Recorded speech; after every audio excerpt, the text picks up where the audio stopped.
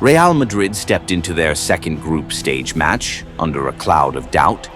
After a disappointing draw against Al Hilal in the opening game, where even Courtois admitted the team was still adapting to the remnants of Ancelotti's football philosophy, many were questioning whether Xabi Alonso could bring stability fast enough, and those doubts were quickly magnified. Just 7 minutes in, a defensive lapse saw Raúl Asensio pull down Salomón Rondón as the Venezuelan striker was bearing down on goal. The referee didn't hesitate. A straight red card for the Spanish center-back, leaving Real Madrid to play almost the entire match a man down. It could have been a nightmare. Pachuca wasted no time exploiting their numerical advantage, creating their first real threat shortly after. Once again, Rondón was at the heart of the action, slicing through the defense with a pinpoint through ball for Kennedy. But just as danger loomed, Trent Alexander-Arnold came to the rescue, a moment many Madridistas had been waiting for after his shaky debut. But football, as always, writes its own story. On a lightning-quick counter-attack, Fran Garcia delivered a perfect pass across the box for Jude Bellingham, who took a touch and coolly slotted it past the keeper. 1-0 against all odds. Moments later, Real Madrid struck again. Just 2 minutes before the halftime whistle, it was Arda Güler who etched his name on the score sheet after a textbook team move. The ball was worked from the middle out to the right flank, where Trent Alexander-Arnold delivered a pinpoint low cross into the box. Young striker Gonzalo Garcia smartly laid it off, setting up Güler to arrive at the edge of the area and curl home a precise finish, doubling Real Madrid's lead right before the break. By the 70th minute, the show wasn't over. Substitute Brahim Diaz delivered a perfectly weighted ball that sliced through the defense and found captain Fede Valverde making a powerful run into the box. With sheer determination, Valverde stretched to meet the pass and managed to get just enough on the ball to beat goalkeeper Moreno for the third time of the night. 3 goals, 1 man down, and Real Madrid were playing with more purpose than ever. It wasn't until the 79th minute that Pachuca finally pulled one back. Elias Montiel tried his luck from distance, and thanks to a slight deflection off Tchouaméni, the ball wrong-footed Courtois and flew in.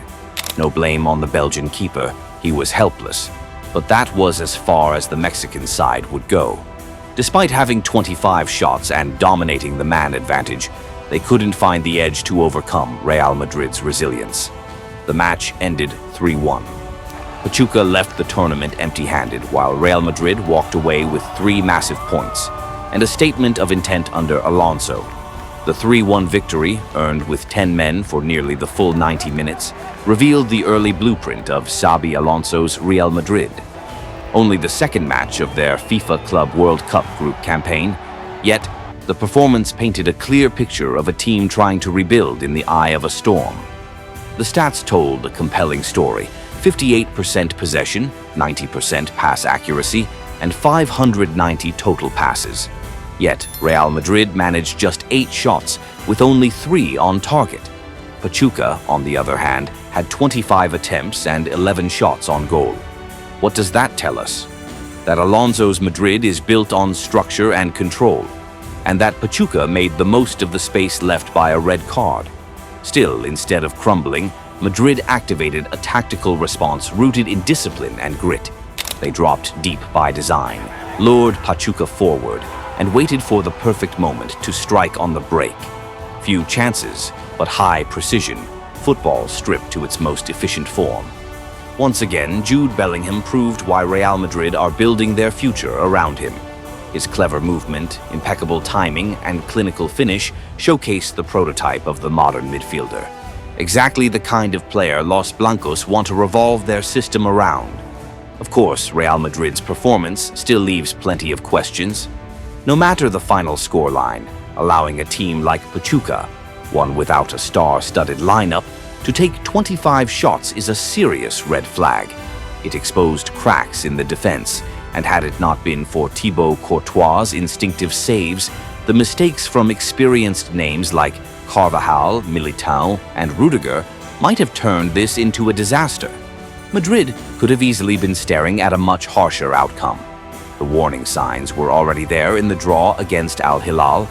And once again, against Pachuca, those same flaws resurfaced.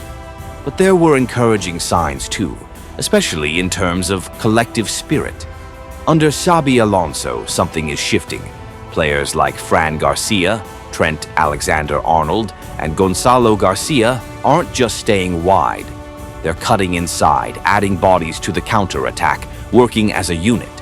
And most tellingly, Real Madrid no longer looks like a team overly reliant on a single star. Even without Kylian Mbappé, sidelined due to illness, Madrid found cohesion and purpose. Then there's the physicality. Pachuca committed 16 fouls to Real Madrid's 8, a telling stat. The Mexican side had no problem using tactical fouls to close down space and disrupt rhythm. But even with one man down, Madrid kept a passing accuracy of 90%. That calmness in possession mattered. It meant the players didn't panic, didn't scatter.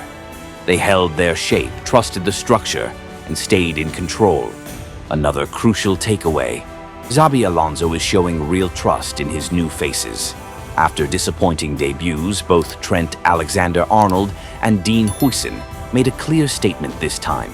Trent, deployed almost like a deep-lying playmaker, tucked inside from the flank to dictate the tempo from Madrid's own half.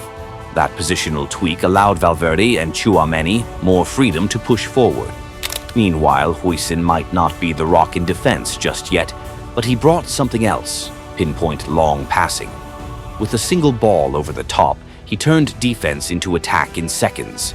That's a weapon Alonso will value more and more.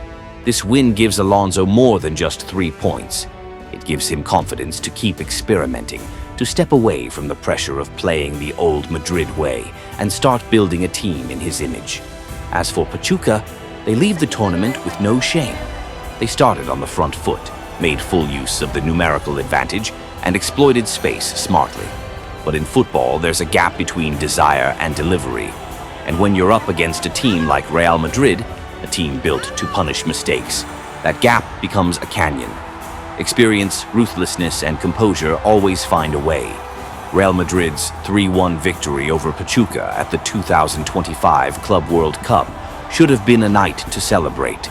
But the win was marred by a disturbing incident that once again reminds us how far football still has to go.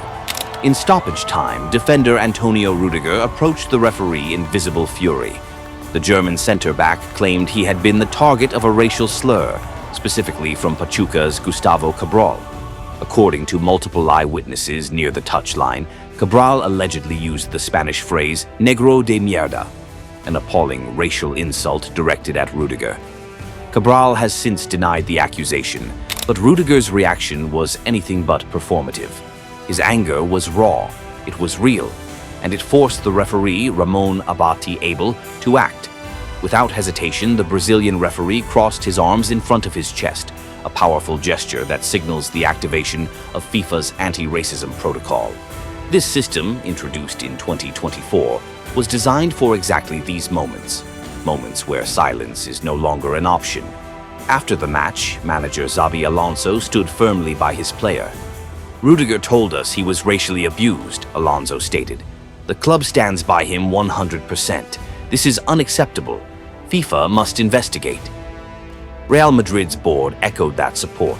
Club officials have confirmed they will pursue the matter to its conclusion, confident that Rudiger's claims are legitimate and serious. This wasn't just a football match, it became a moment of reckoning. And yet, amidst the storm, the result on the pitch still matters. With the win over Pachuca, Real Madrid moved closer to the knockout stage, sitting atop Group H with 4 points from 2 games. But for Rudiger, and for the wider fight against racism in football, this moment will linger far longer than the final whistle. In the end, these 3 points were more than just a ticket to the knockout round. They sent a message that the Xabi Alonso era won't be about individual brilliance stealing the show. It will be about structure, discipline, and sometimes the willingness to sacrifice style for results. This Madrid side isn't perfect, not yet. But if they continue to fight like they did against Pachuca, they'll be ready to go toe-to-toe with any giant in world football.